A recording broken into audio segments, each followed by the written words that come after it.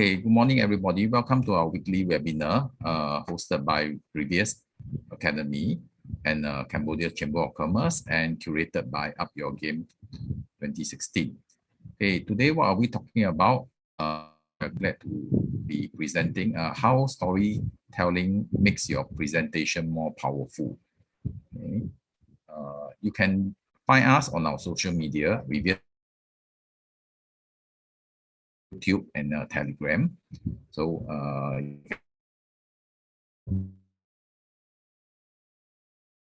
in this session, there are what our speaker will be sharing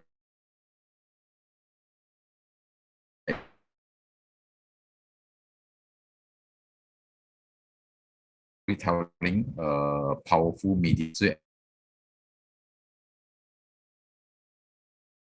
more positive outcomes. Lastly, you'll be able to from this webinar why micro storytelling is the next mastery to gain in the. So without further ado, let's welcome Mr. Rahul to give us speak on the topic. Thank you, Rahul. Sorry, Rahul, you're mute. Thank you so much. You're mute again. Sorry. I keep getting muted. I am saying thank you so much, Kingwa. This kind of technical glitches keep happening from time to time. It's a pleasure to be here this afternoon with all of you, and thank you, Kingwa, for the invitation to come and share on this topic of how we can infuse principles of storytelling to make our presentations more powerful. Now, I strongly believe that we all present from time to time, and there are many different reasons why we present. So some of us here might be business owners, some of us here might be employees of organizations, but regardless of the role that we play, we all find ourselves presenting for different reasons every now and then. So presentations are usually scary for a lot of people. Not only are they scary, but sometimes a lot of times people are also worried that their presentations might come across as boring, not very interesting. People find it difficult to how do I have engaging presentations where people can pay attention to my presentations. So there are a lot of these questions that I face from time to time. And one of the tools and techniques that I always tell people to try to use and infuse in their presentations or their journeys is storytelling. So storytelling is one of the most powerful tools that's available to us today in the world of communications, right? So if you want to communicate your ideas, your messages, your thoughts, your opinions, your perspectives to the people around you in a more effective manner, then one of the most powerful ways of doing it is through stories, right? So before I get into the depth of it, let me quickly introduce myself to all of you. Right, my name is Rahul, and I'm going to be a speaker for today. I've been a communications trainer, coach, and consultant since 2006. So almost 15 years I've been doing this. I've been in the field of communications. And over the course of this journey, I've had the privilege to serve over 60,000 participants across Australasia to help them communicate and present more effectively, right? So if you have a question, please feel free to ask. I'll be very happy to take this session as a Q&A session where I spend more time to answer the questions that you want me to help you to answer. If not, of course, I've got my own content to cover. I'll be happy to cover that as well. But if you do have questions, please feel free to post them in the Q&A box so that we can know what's on your mind and what would you like to know so that I can address those points as well. In fact, right now, I would like to take a minute to pause. And what I would like you to do is, if you can, open up the Q&A box. I would like you to share one question that you'd like me to help you to answer by the end of today. Right? In the next 45 minutes, if I can help you to answer one question, what would that question be, right? So if you can just share one question in the Q&A box, I would appreciate it. I'm going to give you guys 1 minute to do that. So I'm going to pause for a moment here. Yeah.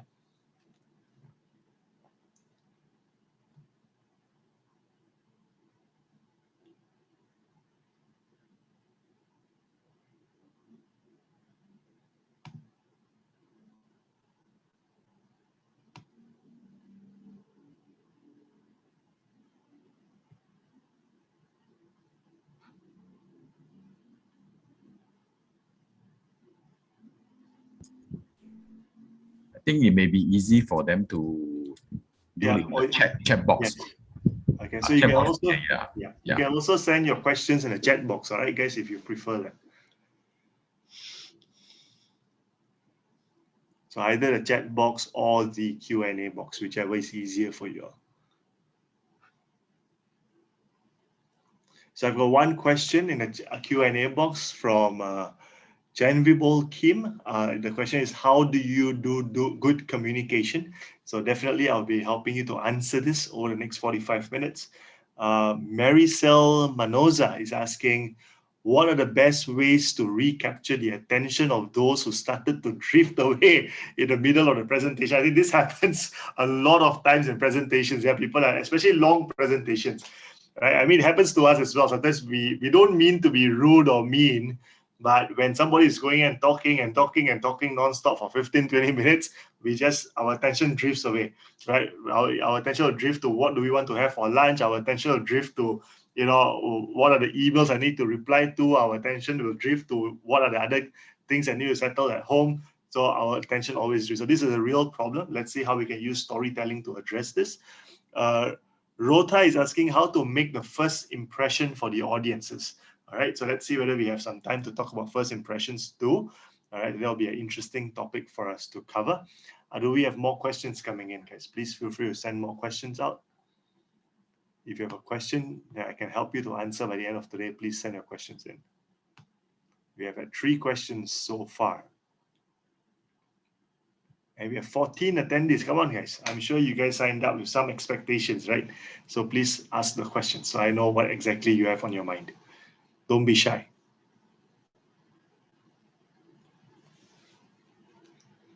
I'm going to give this another 30 seconds.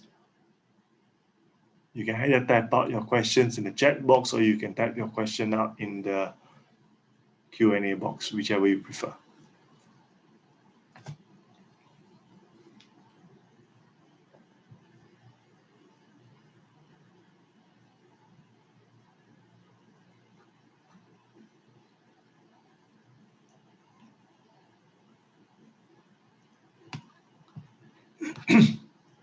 All right, so let's start with, so let's go on. I've noted your questions, right? So there are 3 questions here. How do you do good communications? How to get back attention once the attention drifts away? And also how to make great first impressions to our audiences. I'm going to try to answer all these 3 questions in the next 45 minutes as well, right? So just a little bit more about myself, guys. I am married to one wife, all right, 3 times. It was an interfaith marriage, so we are from different religious backgrounds. So we had 2 traditional weddings and 1 civil marriage. So I married the same woman 3 times, and I'm also a chief butler to a 20-month-old boss baby. So my son is 21 months old, and he's more like the boss. Okay, so that's a little bit about me on a personal front. Today, my role is to serve you as a channel to help you to discover or rediscover the benefits of storytelling in your presentations. All right, so if you have any questions, feel free to ask. This is your time, and I really hope to make this fruitful for you. Rota has just asked one more question: how to keep motivation for the audiences? How to get the audience more actively involved in our presentation? Good. So I'm going to help you to answer those questions as well. All right. What I'm going to share with you today is this. There are 7 principles of storytelling that you can infuse into your presentations, but due to time, I'm not going to go into all 7 principles. I'm going to share with you 3 principles today, all right, or 3 of the most important principles today, all right, on how you can infuse storytelling into your presentation. I'm also going to share with you what makes storytelling a powerful tool or a medium to get more positive outcomes with influence and with persuasion. We all like to get people to say yes to us more often. Just imagine if you had this superpower where no matter what you ask for, what you say, what you speak, what you demand, what you request, the answer is always a yes. Right? That means you go to a client and say, would you like to buy from me? The answer is yes. Would you like to do business with me? The answer is yes. If you're working for somebody, can I get a salary increment? The answer is yes. Right? We all love to hear the answer yes. We all love to get people to agree with us.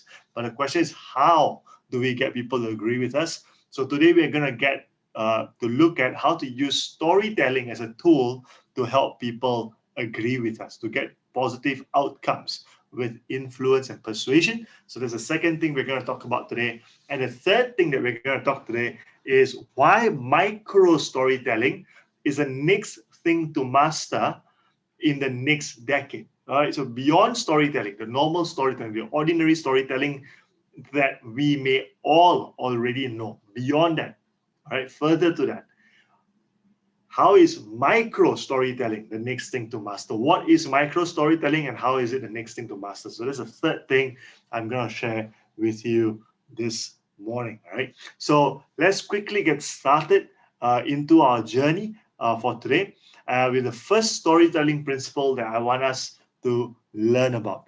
All right. So there are many different, like I said, there are 7 different storytelling principles. I'm going to share with you 3. The first of the storytelling principle that I want you guys to learn or to remember is that we always have to start with the end in mind. Whenever we are doing presentations, whenever we are presenting, right? Whether we are presenting an idea, whether we are presenting a message, whether we are presenting a solution, whether we are presenting a proposal, whether we are presenting a pitch, whatever we are presenting, we want to present or we're starting with the end in mind. All stories, any story that you listen to, any story that you hear, all right, every story is crafted with the end in mind. All great stories start with the end in mind. Why? So let me share with you a simple story to help you illustrate why we should start with the end in mind. A long time ago, there was an archer. He was a very good archer. You all know what an archer is, right? An archer is someone who fires an arrow from a bow, right? So there was an archer who used to fire his arrows from his bow. And he was a very good archer. Out of 10 times that he fires the arrow, 7 times or 8 times he will land on a bullseye. Very good score, 70 to 80% success rate with a bullseye. So out of 10 times, 7 or 8 times his arrow will end on a bullseye. So he was very good. He was one of the best archers in his land. But he was not happy with that. He wanted to become even better. He wanted to become an archer that could get 10 out of 10 arrows on a bullseye. So in order to become better, he went in search of a master, a teacher, who could help him improve his skills so that he can become better at how he fires his arrows. So he searched all over his land and he was not able to find anybody that he would have liked to learn from. So he traveled out of his land. He traveled for days and weeks and months and years. He traveled across mountains, over rivers, through forests, all kinds of landscapes in search of the one person who he could request to be his teacher and teach him how to become a better archer. Traveling for such a long period of time and facing disappointments after disappointments, he was on the verge of giving up. He was tired, he was exhausted, and he had just had enough. He was feeling homesick. So he's about to turn back and head back home, sad and upset and disappointed. But a voice within him said, "Never mind, try one last time. Maybe this time you might just be able to find that one person that you have come in search of." So he went through this forest, making it his last effort. As he was going through that forest, he came across a tree. On that tree, he saw a target board. On that target board, he saw an arrow right smack in the middle of the bullseye. He ventured even further. He walked another 100 meters and he saw another tree with another target board with an arrow right smack in the middle of a bullseye. He walked another 100 meters and he saw another tree with another target board with another arrow right in the middle of a bullseye. And after 100 meters, after 100 meters, after 100 meters, he kept seeing trees after trees after trees with target boards after target boards after target boards with arrows right smack in the middle of the bullseye with such precision. He was excited, he was enthusiastic, he was happy, he was curious to know who was this person that was firing their arrows so consistently, with such precision, onto the bullseye, one target board after another. So he started running through the forest and he came to this opening of a village and he caught the first person that he could find, grabbed them by their hands and said, "Tell me, who has been firing these arrows in the forest?" And that man pointed to a hut nearby, a small little hut nearby. So this man walked over to the hut and he saw that there was a very loose door made of twigs and wood. So he knocked on that door as gently as he could, not wanting to break it. And the door creaked open, creak, and out came an old, frail looking man, hunched over, hands shaking on his walking stick, and knees trembling, and eyes squinting, not being able to see clearly. So he asked this old man that opened the door, the archer asked this old man that opened the door, "Tell me, who's the master of the home?" And the old man replied, "That will be me, young man." "Okay, then tell me, who has been firing the arrows in the forest?" And the old man replied, "That will be me, young man." And the young archer was astonished, in disbelief. He said, "No way. You cannot have been the man who fired all those arrows. It takes a great amount of skill, it takes a stable hand and great eyesight to be able to fire arrows with such precision. You're old and you're hunched and your hands are frail and wobbling and shaking and your eyes are squinting.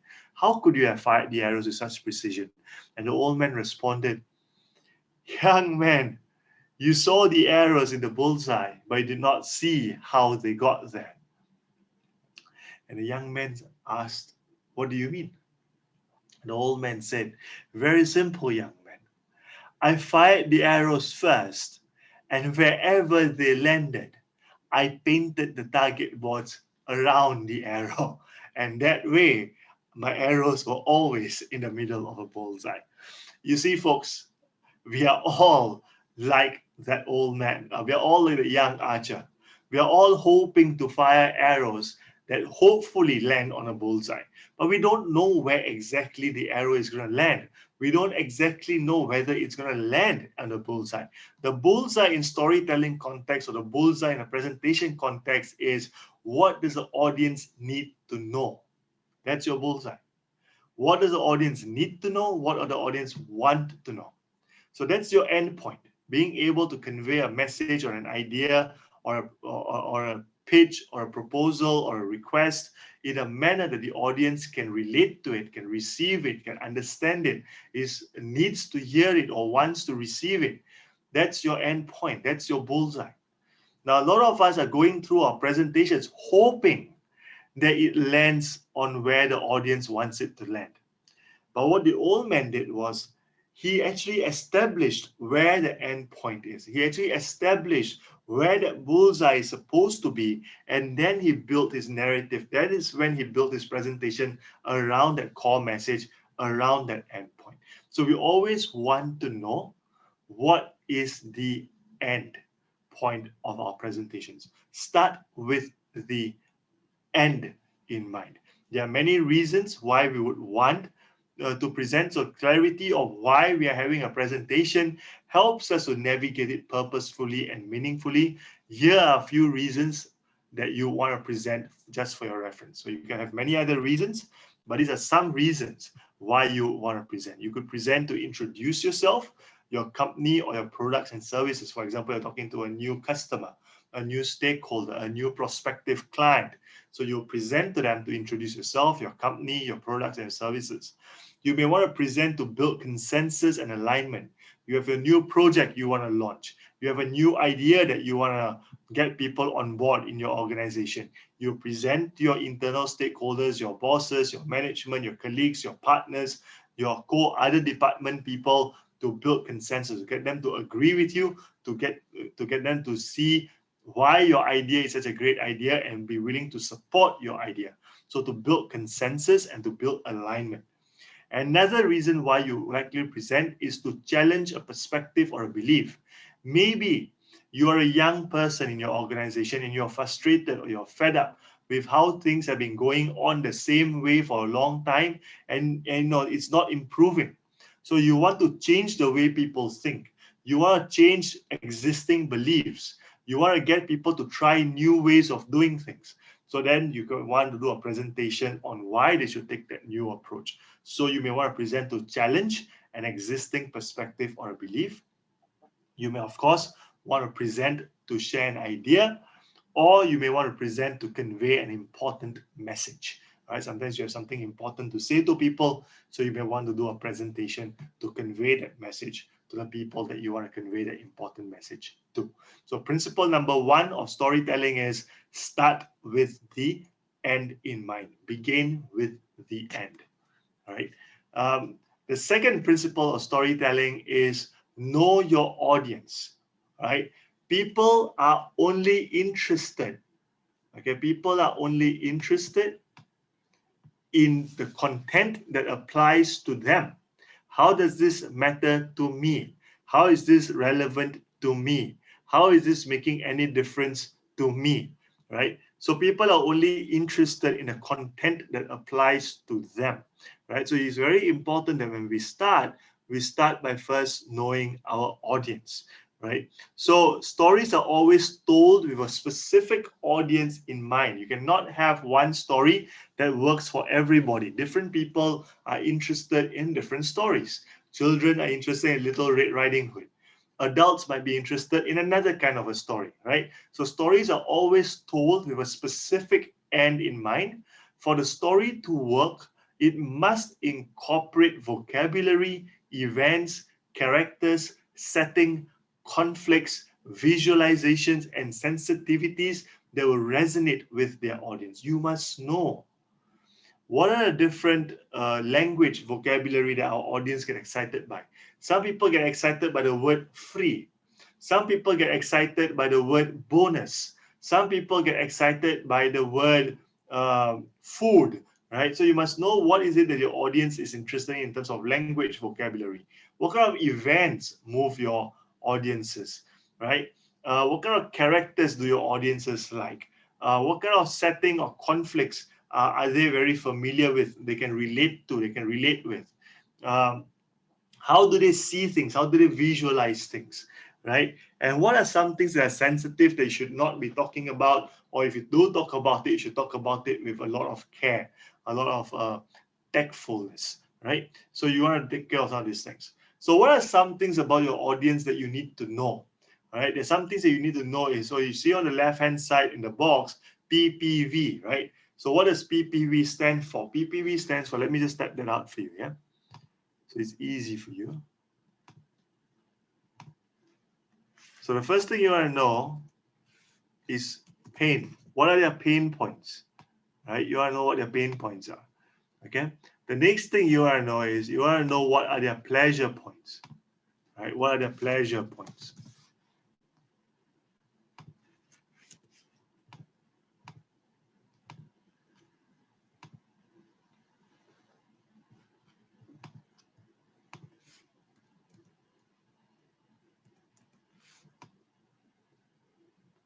So what is their pain point? What are their pains? What are their concerns? What are the things that frustrates them? What are the things that anger them? What are the things that upset them? What are the things they're not happy about? You need to know them.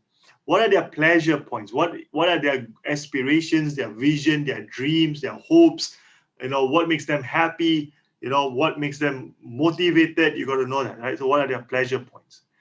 The next thing that you got to know about them is what are their values, right? What are some of their values? Okay. So, for example, in certain societies, the values is largely based on family, right? It's family. So, family is important in certain societies.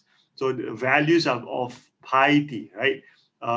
In some societies, in some cultures, the values are about respecting your elders. So, even if, let's say, there's a boss or there's a senior, all right, in terms of designation, but they have a subordinate who's older than them, they cannot speak to them in a rude manner. They have to speak to them respectfully, for example. So when you're presenting, you'll be mindful of some of these sensitivities, right? These values. What are this person's values? You go on to know what their goals and aspirations are. What is this person's goals? What are this person's aspirations? right? You also want to know about the latest current.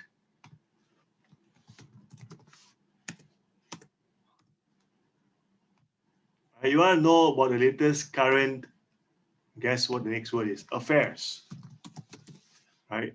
What are the latest current affairs that are of interest to these people, right? So, for example, what kind of current affairs? Recent movements. Maybe this person has moved organizations recently, or this person is new to the organization. They have just come in, right? So, recent movements. You want to know what the recent wins have been, so you can leverage that. You can use that as a springboard to bring forward certain ideas. You want to talk about recent changes. You want to talk about recent challenges. You want to talk about recent mergers. You want to talk about recent. You want to know about their recent appointments, because these are all talking points. You can include this in your presentations or in your stories, so they are able to let people know that I know who you are. I know you, and because I know you, we can now trust one another. Because I know you, you know me. We can trust each other. When there's allowance to trust one another, it allows you to build rapport with one another. It allows you to connect with one another on a basis of trust, right? So they're more willing to listen to you, they're more willing to agree with you.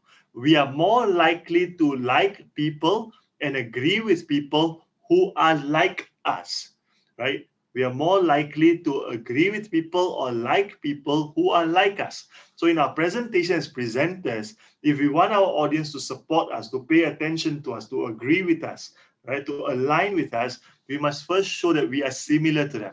In order to show that we are similar to them, we must first know that we know them.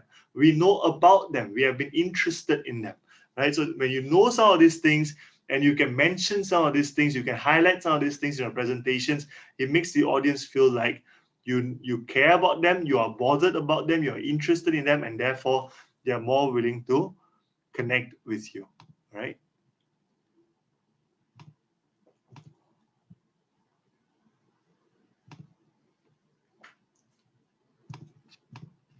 The third principle of storytelling, folks, all right, is to make it visual. You want to make your sessions visual.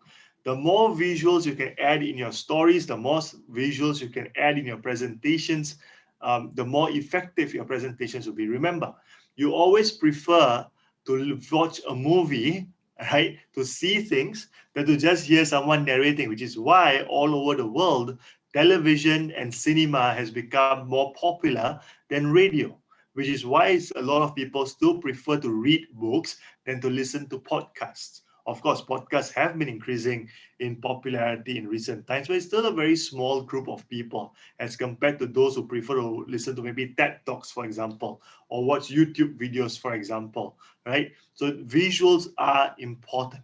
A key reason that makes stories so powerful is that they are visual.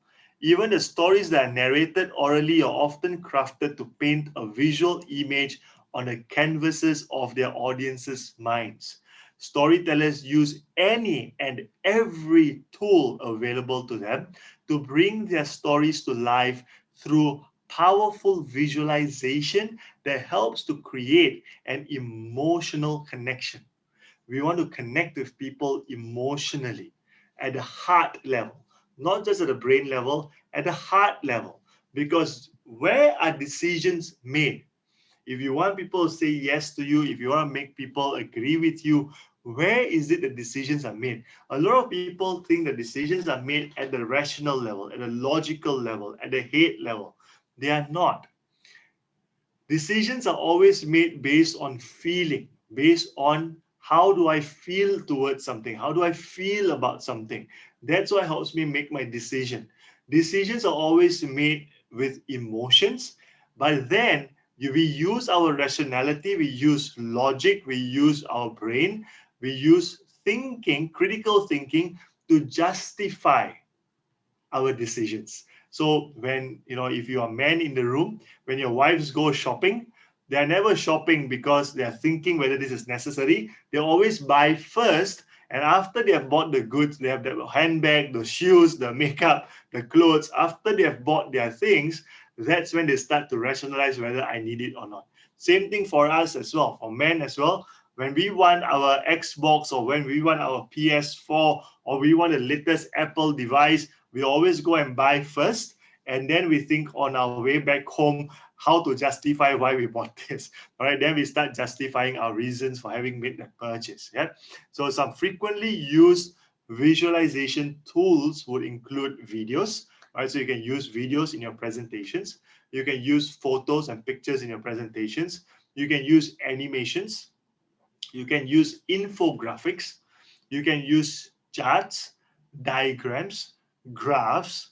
You can use sketches and drawings, and you can use props in your presentations as well, right? So there are many different tools that you can use to make your presentations come to life, right? To make it more visual, so that people not only hear what you say, but they can see what you say. So PowerPoint slides is one of the most common visual tools that we use. So it's good sometimes to amplify what our key points are clearly so that they stand out on our slides. Try to keep your slides clutter-free. Try to keep your slides simple. Try to keep your slides focused on one key message. All right, so make sure that one key message stands out above everything else.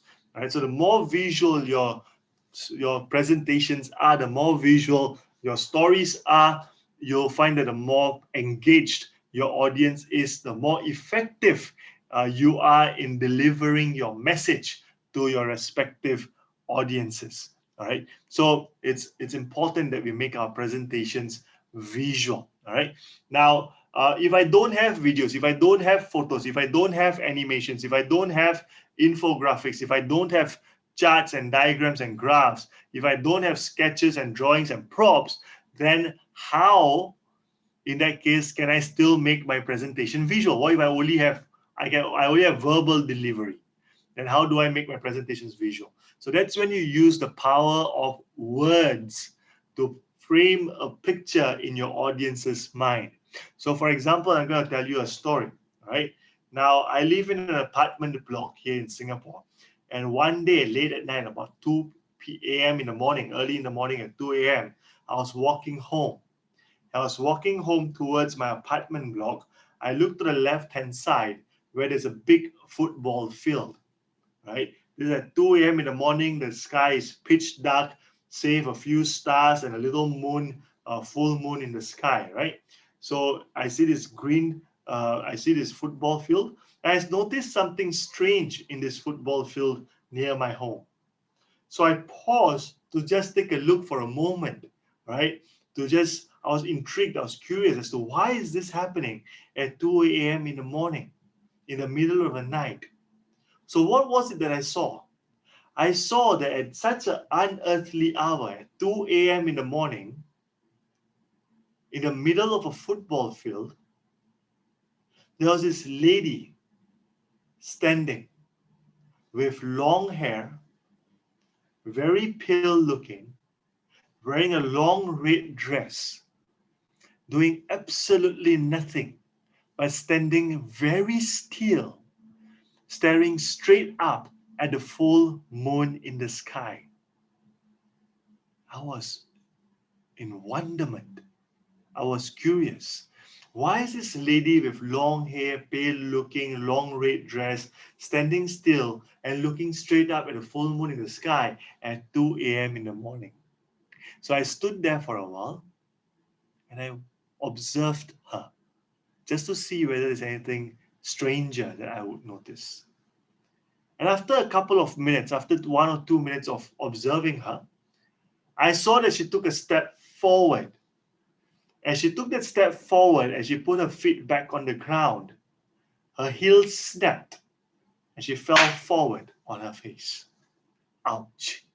You see, when I told you that story, guys, ladies and gentlemen, when I told you that story, many of you were able to visualize in your minds a lady in a red dress, pale looking with long hair, standing in the middle of a field, looking at a full moon. Now, I did not ask you to imagine. I did not ask you to visualize. I did not ask you to picture what I'm saying. I did not. I just told you my story. However, you could not help it. Your minds could not help it. The moment I started telling you that story, it automatically started taking the information you was receiving and converting it into images and visuals.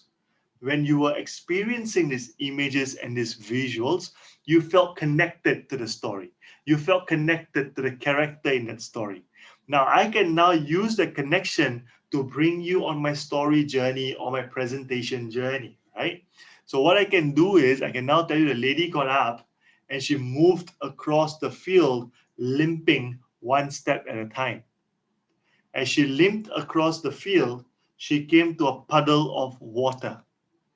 She kneeled down and she looked into her reflection that she saw in the puddle of water and noticed a trickle of red blood dripping down her forehead until a drop of that red blood fell into the puddle and created ripples. The moment that ripples were created, her reflection got distorted. Her reflection got blurred. And then she disappeared. The next moment, she appeared in Paris in front of the Eiffel Tower. At night, the Eiffel Tower is all lighted up. So now you see, you have just traveled with me to Paris. You see, but we are all sitting in Cambodia. I am sitting in Singapore. None of us are in Paris, but we can still travel to Paris together and look at the Eiffel Tower together. So that is what a great story with strong visuals does. It helps to provide a connecting point. It helps to create a hook or an anchor. If you move the anchor and the hook, the audience goes along with you on that journey. As they go on a journey along with you, they get to experience what you want them to experience. They now see things through your window. They see things through the same window as you are seeing. So now you are looking at a world through the same lenses, and that's what helps you create alignment. That is what helps you create consensus, right? One of the biggest reasons, right, why storytelling is powerful is because it brings people together. You must be wondering, Rahul, why is this slide empty? Why is there no text here? Because that's what storytelling is. Storytelling helps to paint on a blank canvas like what you see on screen right now. It helps to paint a picture on a blank canvas however you want to paint it, right? So using storytelling or using some of these principles of storytelling in your presentation will help you to move people from the different windows towards one same window. And when they all start to appreciate the view from that same window, they are now able to agree with one another, create consensus with one another. One of the key differences for disagreements or differences is that people are often looking at the world through different lenses, right? So somebody might be looking out of a window where there is a rubbish bin, so it's smelly, it's dirty, there are a lot of flies, there's a lot of rubbish, there's a lot of trash.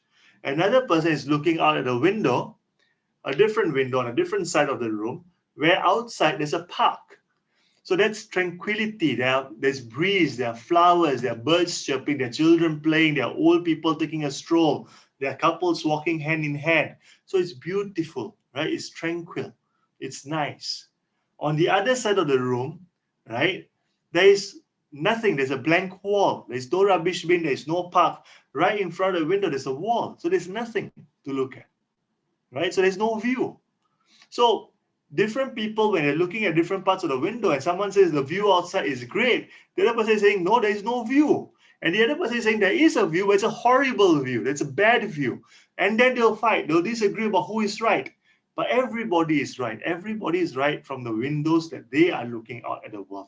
But when you come together, when you're able to look at the world, if everybody moves to the same window, if everybody moves to the window that's looking out of the park, then we all have a beautiful view together. It's easier for us to agree that the world outside is beautiful, right? So storytelling helps us to create that window.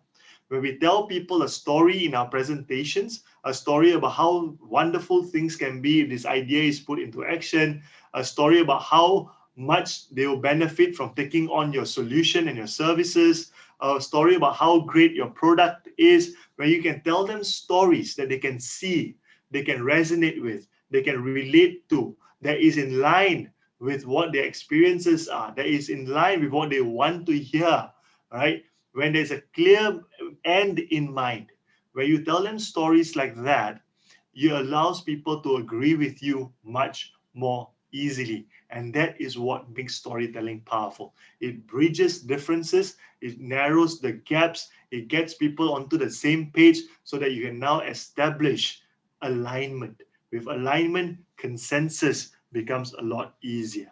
Yeah. Now, the last part that I'm going to talk to you about is why micro storytelling is the thing to master for the next decade. So when we talk about micro storytelling, what exactly are we talking about? The regular storytelling are the stories that I have told you all this while, right? Long form stories. Micro stories are very short stories. These are 30 seconds to 1 minute kind of stories. They are told very quickly. They are told quite fast, right? Now, the beautiful thing about these micro stories is sometimes you just have to have one or two of them, and they stick, they're memorable. People's attention spans are getting shorter, so they are more patient when it comes to listening to micro stories. They'll be less patient when you tell them longer stories. So we want to start using more micro stories in our presentations. Why? Because with the advancement of social media, you'll find that people's attention spans become shorter and shorter and shorter. First, we had Facebook. So there, the videos used to be about 3 to 5 minutes long, and we used to watch them. Then came Twitter. Twitter narrowed our attention spans to 180 characters or 250 characters. That's all we have, a few characters, very few words to share our message, because people don't want to read more than that. So we have that constraint. So attention span became even shorter. Then we came to Instagram. 30-second short videos, cannot be more than that. So our attention span now becomes 30 seconds. Now we got TikTok videos. We got a new feature on YouTube called YouTube Shorts, right? So attention, social media is training us, is conditioning us for our attention spans to become smaller and smaller. So if I'm going to do a presentation where I'm going to talk about one point for 5 to 8 minutes, you are going to be bored. So if you notice, what I've done during this presentation is I've touched on things, I've moved along very quickly so that your attention span does not get lost, right? So micro stories is the perfect answer to that. In a world where people's attention spans are going to be a lot shorter, you need to quickly tell a story in a micro story manner, all right, so that you are able to hold people's attention. So what that may mean is, instead of having one story in a presentation to anchor the whole presentation, you may have a presentation with a lot of small micro stories peppered along the way. All right, so I'm going to show you an example of what micro stories can look like. One of the best presenters that I know is this guy called Hans Rosling. All right, so Hans Rosling is a very good presenter, and he uses micro stories very effectively. So I'm going to share with you, all right, what I'm going to do is I'm going to share with you a video, and then I'm going to tell you where the micro stories are. I'm going to point out to you in every place that you see micro stories.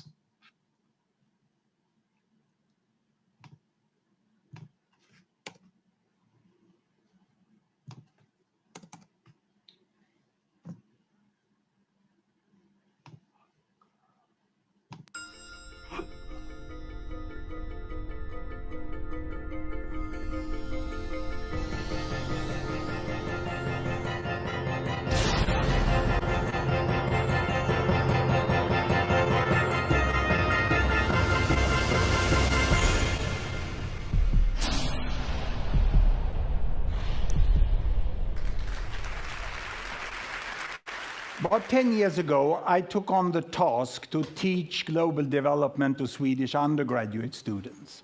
That was after having spent about 20 years together with African institutions studying hunger in Africa. So I was sort of expected to know a little about the world. And I started in our medical university, Karolinska Institute, an undergraduate course called Global Health. But when you get that opportunity, you get a little nervous. I thought these students coming to us actually have the highest grade you can get in Swedish college system. So I thought maybe they know everything I'm going to teach them about. So I did a pre-test when they came. And one of the questions from which I learned a lot was this one: which country has the highest child mortality of these 5 pairs? And I put them together so that in each pair of country, All right, guys. one So has twice. one micro story is when I used to teach a group of Hungarian students. Yeah. So when he tells you that I used to teach a group of Hungarian students, he's telling you a story about what he used to do in the past. Right. The child mortality of the other. And this means that it's much bigger the difference than the uncertainty of the data. I won't put you at a test here, but it's Turkey, which is highest there, Poland, Russia, Pakistan, and South Africa. And these were the results of the Swedish students. I did it so I got a confidence interval, which was pretty. The problem for me was not ignorance, it was preconceived ideas. I did also an unethical study of the professors of the Karolinska Institute that hands out the Nobel Prize in medicine, and they are on par with the chimpanzee there. That's why I also did a third study, which is this is another micro story he's telling you about what he has done, what he did. So this is where I realized that there was really a need to communicate, because the data of what's happening in the world and the child health of every country is very well aware. So we did this software which displays it like this. Every bubble here is a country. This country over here is, this is China. This is India. The size of the bubble is the population. And on this axis here, I put fertility rate. Because my students, what they said when they looked upon the world. My student, what they said. So he's telling you about what his students told him. So that's another form of a story, recollecting a past conversation. So that's another micro story. And I asked them, what do you really think about the world? Huh? Well, I first discovered that the textbook was Tintin mainly. And they said the world is still we and them. And we is Western world, and them is third world. And what do you mean with Western world? I said, well, that's long life in small family, and third world is short life in large family. So this is what I could display here. I put fertility rate here, number of children per woman, 1, 2, 3, 4, up to about 8 children per woman. We have very good data since 1962, 1960 about, on the size of families in all countries. The error margin is narrow. Here I put life expectancy at birth, from 30 years in some countries up to about 70 years. And 1962, there was really a group of countries here that was industrialized countries, and they had small families and long lives. And these were the developing countries. They had large families and they had relatively short lives. Now, what has happened since 1962? We want to see the change. Are the students right? It's still 2 types of countries? Or have these developing countries got smaller families and they live here? Or have they got longer lives and live up there? Let's see. We start the world. And this is all UN statistic that has been available. Here we go. Can you see there? It's China. They're moving against better health. They're improving there. All the green Latin American countries, they are moving towards smaller families. The yellow ones here are the Arabic countries, and they get larger families, but longer lives, but not larger families. The Africans are the green down here. They still remain here. This is India. Indonesia is moving on pretty fast. And in the 80s here, you have Bangladesh still among the African countries there. But now Bangladesh, it's a miracle that happens in the 80s. The imams start to promote He just told you a family micro planning. story about Bangladesh, right? That in the 1980s, a miracle happens. The imams start to preach. Move up into that corner, and in 90s we have the terrible HIV epidemic that takes down the life expectancy of the African countries. So HIV epidemic that takes down life expectancy. There's a 6th micro story. And all the rest of the world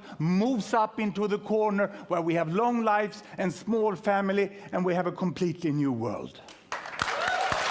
So this is a very technical, data-driven, dry subject. So he could have made this very boring by telling you, this is my graph, this is my chart, this is what our findings are, and this is what we discovered. But he doesn't do that.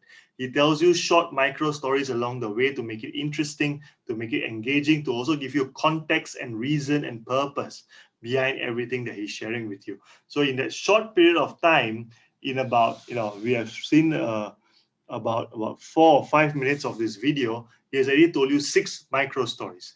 Now, this is going to be a new normal as we move forward into the way we present, with people's attention spans becoming shorter and shorter, right? We'll have shorter stories, but more frequent stories peppering our presentations along the way. Yeah, so that's an interesting thing that that we are finding and discovering slowly as we are moving along. Yeah, so that's basically the last point on why micro stories are the next thing to master over the next decade. So a question that some of you may ask is, Rahul, how do we master micro stories? So micro stories can be personal, short snippets of personal stories, right? When you tell a personal story, like what you did yesterday, what you did today, or I was thinking as I came to the presentation today. So those are personal stories. Yeah, I was thinking as I was coming for this meeting. On my way here, a thought occurred to me.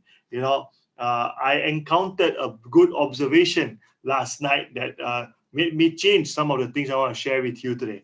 Those are personal stories. All right, so you can use some of those things. All right, so personal stories. You can use a recollection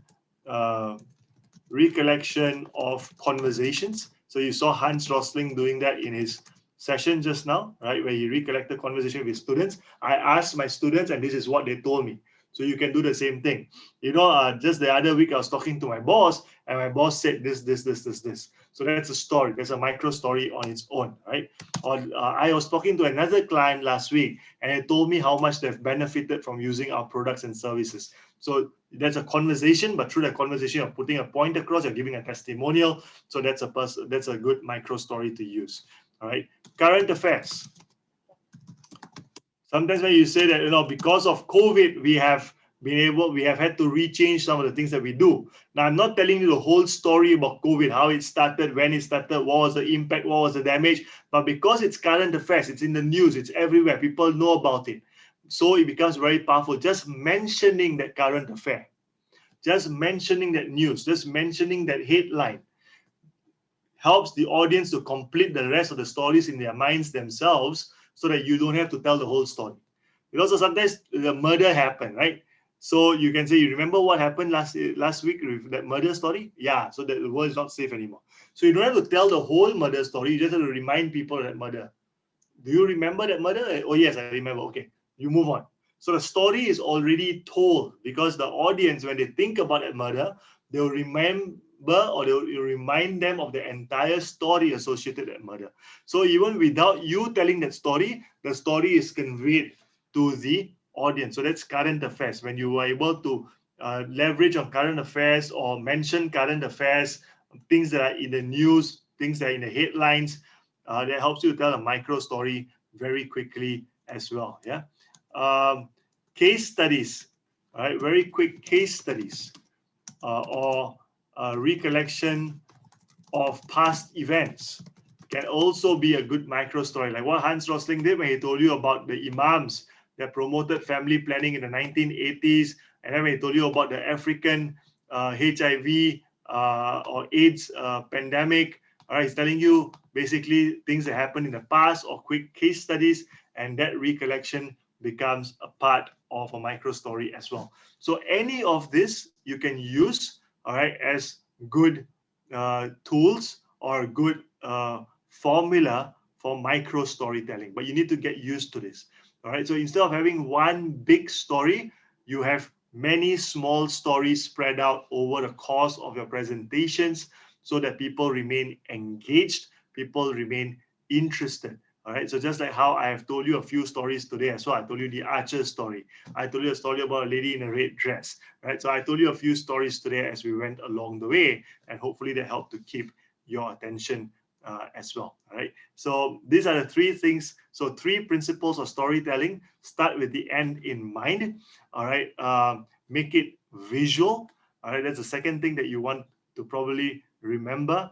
All right, the third thing is know your audience. So I've got a question: how do we read the audience's mind? Don't read the audience's mind, but you try to find out as much of your audience as possible. Do your research into your audience. How can you do your research? Go onto their social media pages, go onto their LinkedIn, tap on past experiences. Somebody else has presented to the same person before, ask them, what was your experience in presenting to them? How did they react? What were their questions, right? You may have presented to these people before. Tap into your past experience. So basically do your research to find out as much information about your audience as you possibly can. So these are 3 principles of storytelling.